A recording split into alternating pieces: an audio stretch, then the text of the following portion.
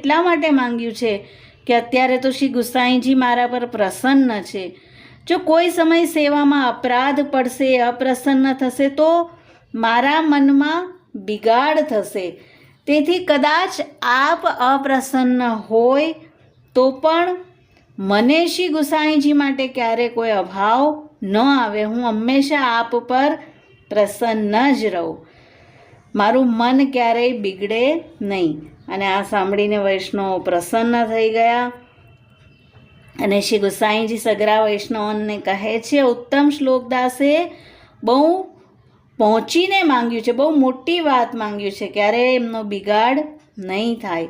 તો આવા ભગવદીય છે અને સદા એકરસ પ્રીતિ શ્રી ઠાકોરજી શ્રી ગુસાઈજી સેવકો વૈષ્ણવોમાં તેમણે નિભાવી છે અને માટે જ શ્રી વલ્લભ શ્રી વિઠ્ઠલની